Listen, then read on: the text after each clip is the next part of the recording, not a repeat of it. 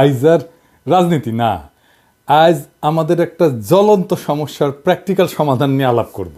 আমি প্রফেসর ইউনূসের সরকারকে এরকম প্র্যাকটিক্যাল সলিউশন করার জন্য উদ্বুদ্ধ করি, আর সরকার চাইলে আমি আমার পূর্ণ সামর্থ্য দিয়ে সাহায্য করি। একটা দুইটা জায়গায় না, অসংখ্য জায়গায় পরামর্শ দিয়ে, ইনসাইট দিয়ে কাজ করছি, কিছু সাজেশন প্রকাশ্যেই দিছি, কিছু ব্যক্তিগতভাবে এর মধ্যে অনেক কিছু ইমপ্লিমেন্ট করা হয়েছে। জনগণ তার ভিজিবল ইম্প্যাক্ট দেখতে পাইছে। আমার মতো জায়গায় থেকে যে কিনা সরকারের পার্ট না, কিন্তু সরকারের বেসরকারি পার্টনার হিসেবে নিজেকে কনসিডার করে, আর যার সরকারের কাছে থেকে পাল্টা কোনো প্রত্যাশা নাই, শুধু দেশের ভালো হওয়া, দেশের মানুষের জন্য কল্যাণ করা হয় যদি কারো চাওয়া হয়, তাহলে সেটা খুব পজিটিভ হইতে পারে দেশের জন্য। আর আমার মনে হয় আমার এই ভূমিকাতেই থাকা উচিত। যাই হোক, আসেন আজকের আলোচনায় ঈদে বাড়ি যাওয়া নিয়ে। ঈদে বাড়ি যাওয়াটা আমাদের জাতীয় জীবনের একটা অতি আনন্দময় মুহূর্ত, কিন্তু সে আনন্দ আমাদের বিষাদে পরিণত হয় যাত্রার আয়োজন করতে গিয়া। পাওয়া যায় না টিকিট, পাওয়া গেলে উচ্চ মূল্য, হাইওয়ে হয়ে ওঠে মৃত্যুপুরী। ঈদে বাড়ি যাওয়াটা একটা কমপ্লিট মেস হয়ে যায়। এইটাকে আমরা কিভাবে একটা সুপরিকল্পনা করে আনন্দময় এবং নিরাপদ করে তুলতে পারি, সেটা নিয়ে আমরা আজকে দেখাই দেবো, একদম প্র্যাকটিক্যাল সলিউশন দিয়া, একটা সেক্টরে, রেল দিয়া। কারণ হচ্ছে যে আমাদের বড় ভাই ফায়জুল ভাই এখন রেল উপদেষ্টা, ওনারা বললাম যে ফায়জুল ভাই, আমি একটা পরিকল্পনা করছি রেল নিয়ে কিভাবে ঈদে বাড়ি যাওয়াকে আরো এফিসিয়েন্ট করা যায়। ফায়জুল ভাই সব আইডিয়া আগ্রহ নিয়ে শোনেন, উনি উৎসাহ দেন এবং অতি উদ্যমী মানুষ। উনি সন্দীপে ছিলেন আজকে, তো বললেন যে রেলের ডিজি আপনার সাথে এটা নিয়ে আলাপ করবে। ডিজির সাথে আলাপ হয়েছে, ডিজিও খুব উৎসাহী এবং উদ্যমী লোক, খুবই আগ্রহের সাথে শুনলেন।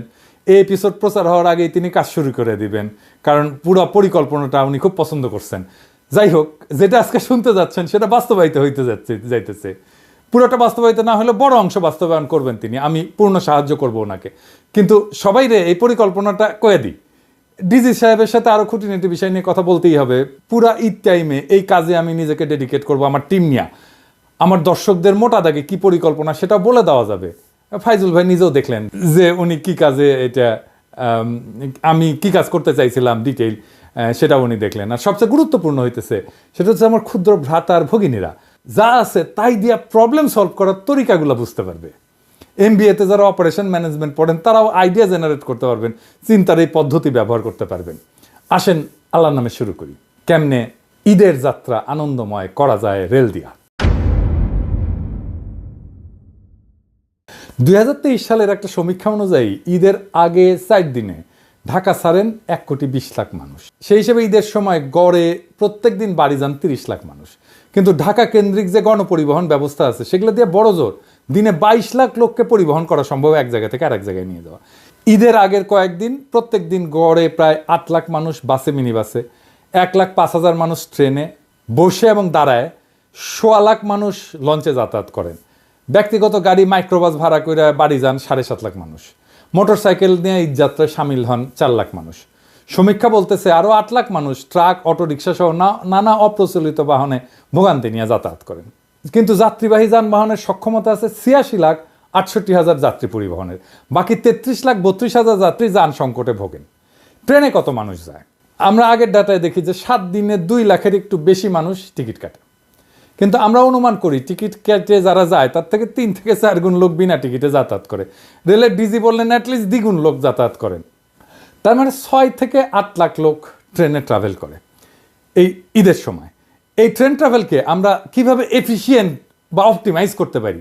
এফিসিয়েন্সি মানে হচ্ছে আমার যা আছে তাই দিয়ে বেশি ফল আনবো অন্যভাবে কইরা।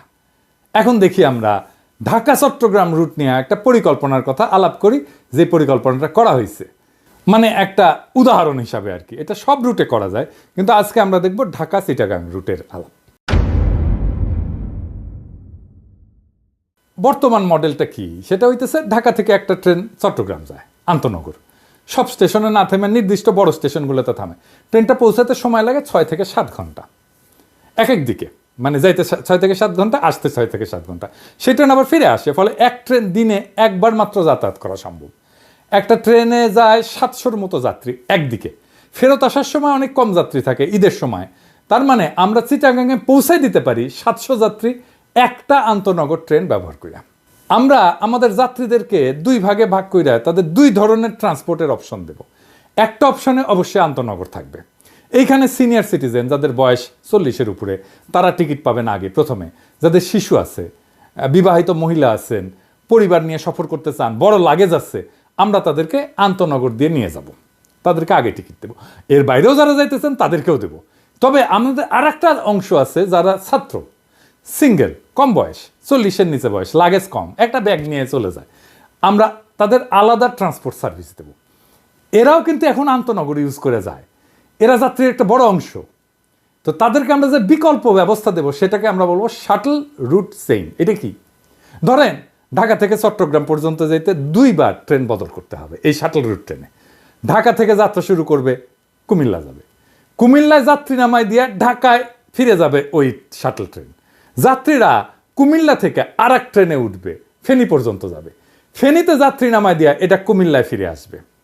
ফেনী থেকে যে ট্রেন যাবে ফাইনাল ডেস্টিনেশনে চট্টগ্রামে, 2 বার ট্রেন চেঞ্জ করতে হবে। তাইলে এইভাবে 3টা ট্রেন দিয়ে কম করে হলেও 8 থেকে 9টা ট্রিপ দেওয়া যাবে প্রত্যেক দিন। তার মানে আমরা প্রায় 6000 যাত্রীকে চিটাগাঙে পৌঁছায় দিতে পারবো। এই ট্রেনগুলোকে যদি আমরা আন্তনগর হিসেবে চালাইতাম তাহলে ম্যাক্সিমাম 2100 যাত্রীকে চিটাগাঙে পৌঁছায় দিতে পারতাম। তার মানে 3 গুণ যাত্রী বেশি পরিবহন করা সম্ভব যদি এই শাটল রুট চেইন যেটা আমি বললাম সেইভাবে ব্যবহার করা হয়, একই রিসোর্স ইউজ করে।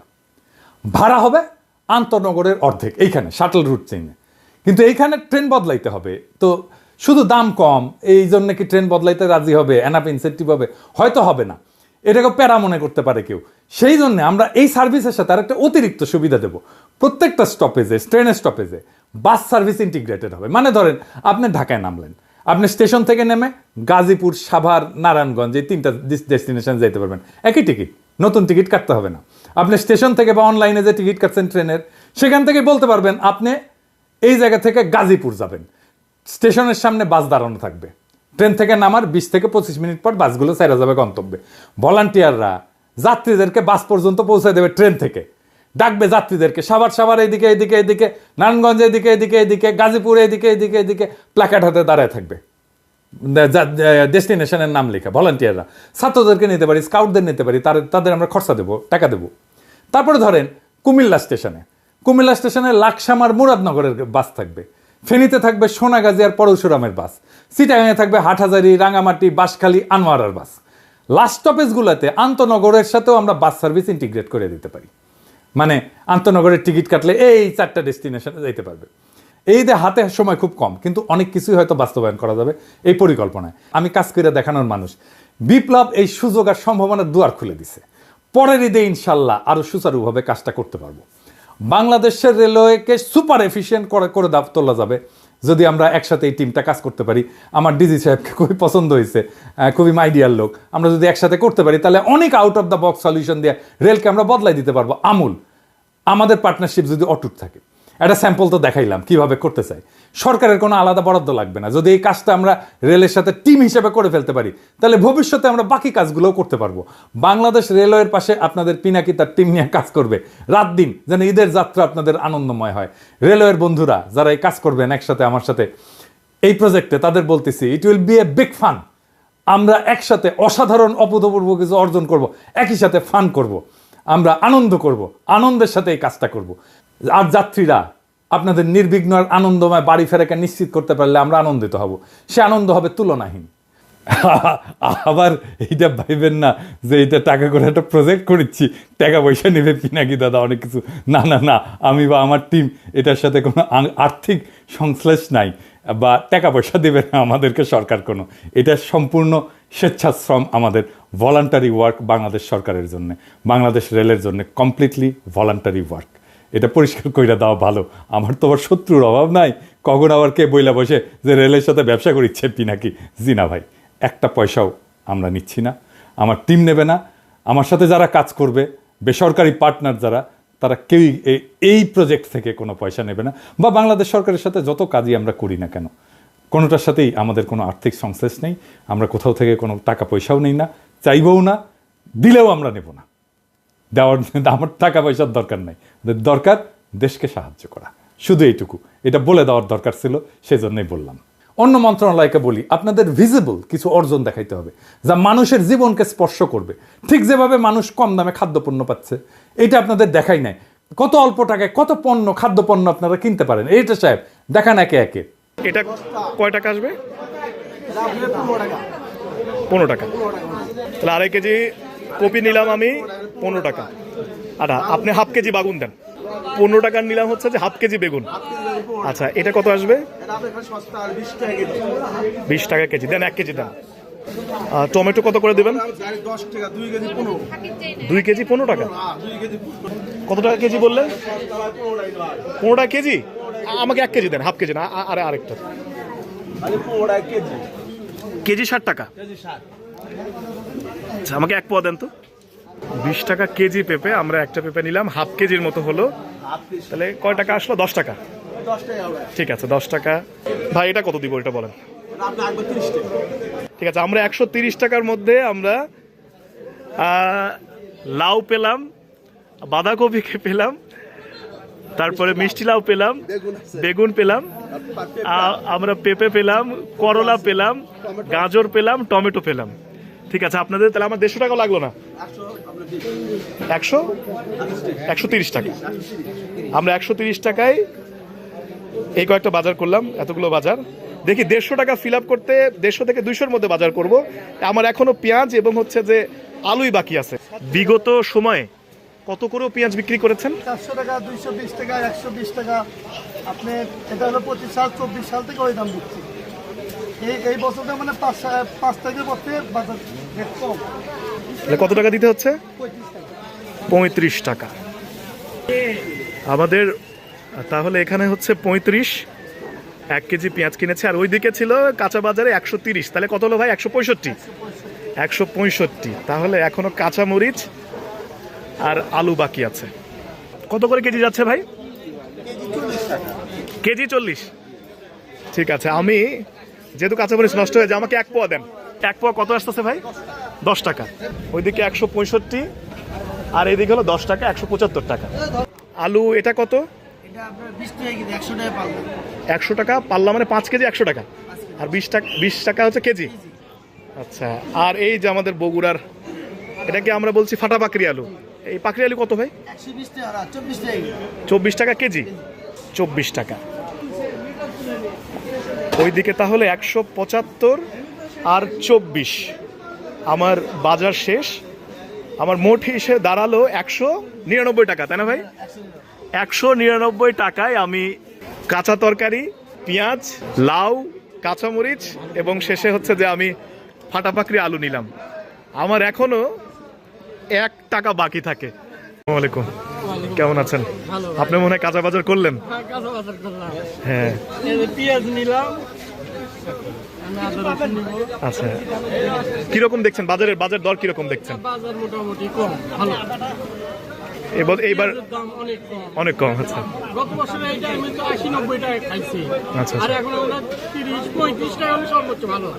100 টাকা দিয়ে 3 কেজি পাওয়া যাচ্ছে। 100 মনে করেন 20-40 টাকা দিয়ে 1 কেজি পাওয়া যায় তো সে সময়। তাহলে এখন বোঝেন। আপনাকে অসংখ্য ধন্যবাদ। আসসালামু আলাইকুম। ওয়ালাইকুম আসসালাম। আমার রাজাবাজারের সভাপতি হিসেবে অনুমতি যেটা সেটা এবছর সাধারণ জনগণ যেটা ক্রয় করতে পারছে সেটা বিগত 10 বছরেও এত বাজারটা এত কম যায়নি। ধরেন যে এখন টমেটো 5 টাকা কেজি, আলু 20-22 টাকা কেজি, বাগুন 20 থেকে 30 টাকা কেজি। এরকমভাবে প্রতিটা দ্রব্যমূল্য বিগত 10 বছরের চেয়ে এবছর আমরা কম। এবং সাধারণ জনগণও বর্তমান যে সরকার আছে 37শে জুলাই বিপ্লবের যে পরবর্তী যে সরকার তার উপর সবাই মোটামুটি সন্তুষ্ট, বিশেষ করে দ্রব্যমূল্য কমার কারণে সবাই সন্তুষ্ট এই সরকার। এবছর যেটা হচ্ছে সেটা হচ্ছে যে পেঁয়াজের এবার বাংলাদেশে প্রচুর পরিমাণে ফলন হয়েছে 1 নম্বর। এবং সিন্ডিকেটটা নাই, যার কারণে পেঁয়াজের দামও কম। এবং আশা করতেছি এবার বাজার অতীতে কয়েক বছরের চেয়ে এবার অনেক কম। এখন বর্তমান বাজার 22 থেকে 23 টাকা বাজার যাচ্ছে পেঁয়াজের বাজার, যেটা বিগত 2-10 বছরেও এই সময় এই বাজারটা যায়নি। এটা শুধু বিগত কয়েকদিনের নয়, বিগত কয়েক বছরের তুলনায় এবার অনেক ভালো এবং খুব স্বস্তিমূলক একটা বাজারের পরিস্থিতি, খুব স্বস্তি। আমরা অল্প টাকায় অনেক ভালো বাজার করতে পারছি। আপনার বাজার কিরকম মনে হচ্ছে এইবার গতবারের তুলনায়? আপনার তো যথেষ্ট বয়স হয়েছে আপনার, আপনি আমাদের চেয়ে অনেক সিনিয়র মানুষ। গতবার তুলনায় কাঁচা লঙ্কা খুব খুব হালকাই পাইতেছি। জি জি জি। তা আপনার কি মনে হয় যে সরকার কি পারছে বাজার নিয়ন্ত্রণ করতে? হ্যাঁ, নিয়ন্ত্রণে আসে গেছে। আমরা এবার খুশি আছি আর কি। দেখলেন তো খাদ্যপণ্যের বাজার, এইটা মানুষ ফিল করে। এবার ব্যবসায়ীরা বলেন, আপনারা কি এখন এলসি খুলতে পারতেছেন? ডলার নাই এই কথা বলে হাসিনার আমলের মতো ব্যাংকে ফিরাই দিচ্ছে, আপনাকে দিচ্ছে না। কি ভয়াবহ অবস্থা পড়ছিলেন না হাসিনার আমলে? মাত্র 7 মাসে এই অর্জন সম্ভব হয়েছে। এই জন্য তো অর্থ মন্ত্রণালয়কে ধন্যবাদ দিতে হবে, অর্থ উপদেষ্টাকে ধন্যবাদ দিতে হবে, তাই না? সম্ভব, সবকিছু সম্ভব যদি ইচ্ছা থাকে, পরিকল্পনায় যদি থাকে মানুষের কথা, আর কাজে যদি থাকে নিষ্ঠা, তাহলে যে কোনো দুর্বিষহ পরিস্থিতিকেও রূপ দেওয়া যায় স্বস্তির যাত্রায়। ঈদে বাড়ি ফেরা আমাদের জীবনের সবচেয়ে আবেগী মুহূর্তগুলোর একটা। এই আবেগের যাত্রা যেন আর মৃত্যুর শঙ্কা না হয়, হতাশার যেন যাত্রা না হয়, আর যেন না হয় টিকেটের হতাশা। এই লক্ষ্যেই আজকের আমাদের প্রয়াস। আমরা দেখলাম কিভাবে সীমিত রিসোর্স দিয়েও অসংখ্য মানুষের যাত্রা সহজ, সাশ্রয়ী আর নিরাপদ করা সম্ভব। শুধু আন্তনগর ট্রেন না, শাটল রুট চেইন, এই নামের যে নতুন সম্ভাবনার দ্বার আজকে উন্মোচিত হইল, যেখানে গতি, স্বস্তি আর সংযুক্তি মিলেমিশে এক নতুন ট্রান্সপোর্ট মডেল গড়ে উঠতে পারে। এটা কেবল একটা পরিকল্পনা না, এটা হচ্ছে এক ধরনের নাগরিক দায়িত্ববোধের বাস্তব অনুশীলন। সরকার, রেল কর্তৃপক্ষ এবং জনগণের অংশগ্রহণের মাধ্যমে এটা হয়ে উঠতে পারে এক যুগান্তকারী উদাহরণ, যেখানে উন্নয়ন হবে সবার হাত ধরে, আর আনন্দ ছড়ায় যাবে শহর থেকে গ্রামে, স্টেশন থেকে বাড়ির দোরগোড়ায়। আমরা আশাবাদী, আমরা প্রস্তুত। এখন প্রয়োজন একটুখানি সাহস, একটুখানি সমন্বয়, আর বাকিটা হয়ে যাবে ইতিহাস। চলেন এই ঈদে বদলাই দৃশ্যপট, বদলাই যাত্রার গল্প, বদলাই বাংলাদেশের রেলওয়ের ভবিষ্যৎ। এই গল্প বদলের শুরু সেই জুলাইয়ে, সেই মহেন্দ্রক্ষণে জাতি যখন এক প্রাণ হয়ে জেগে উঠছিল। সেই জুলাইয়ের প্রেরণায় আমরা দেশকে নক্ষত্রের দিকে উড়ায় নিয়ে যাব একসাথে। ইনকিলাব জিন্দাবাদ।